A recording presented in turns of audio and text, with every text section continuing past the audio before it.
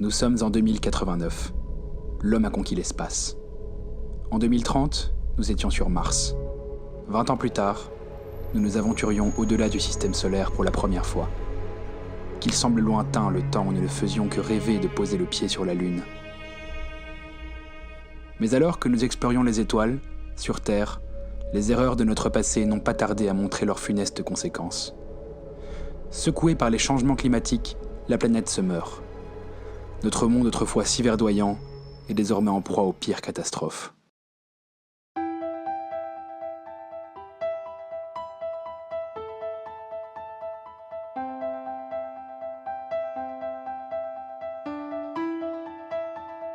Heureusement, face à la menace, les nations du monde se sont unies.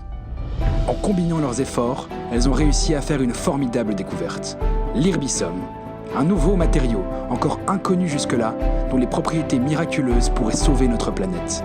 Quasi inexistant sur Terre, il est par chance présent en abondance dans l'espace.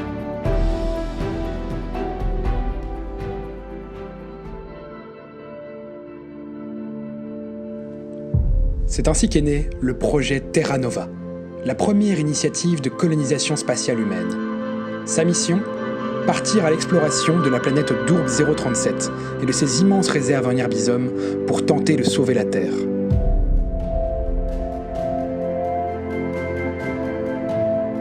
Tous les espoirs de l'humanité sont maintenant entre leurs mains. Bonne chance à vous, équipe Terra Nova.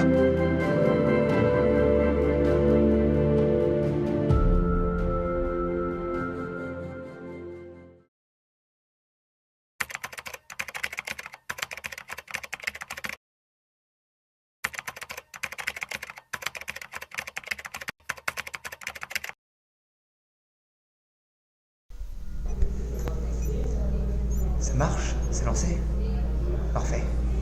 Journal de bord du docteur Turcicops, jour 3. L'expédition s'est bien installée pour l'instant, l'oxygène est pur, il n'y a pas de problème de maladie, tout le monde est en bonne santé. Nous avons commencé à faire les premiers tests en plantant les différentes végétations de la Terre et tout semble bien grandir, même plus vite que prévu. Les premières extractions d'Irbissum ont été lancées et tout se passe très bien pour l'instant. Le minerai est abondant et je suis sûr que cette planète pourra abriter l'humanité dans quelques années. Bon, comme tout se passe bien, ça ne sera pas très long, donc on m'attend pour d'autres expériences.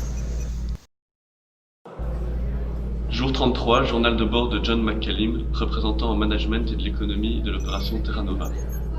Nous avons après un mois extrait assez d'Irbissum que pour régler la crise énergétique mondiale sur Terre, et nous allons maintenant commencer à investir. Les actionnaires seront super contents. Journal, jour 55. Ici le capitaine Nagora Jones, capitaine de l'expédition. Nous avons commencé à explorer les alentours.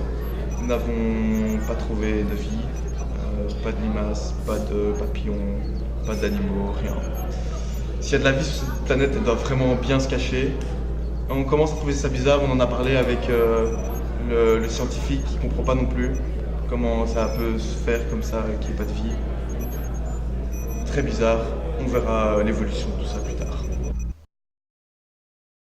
Jour 69. Sergent Caracops, responsable de la sécurité du convoi au rapport.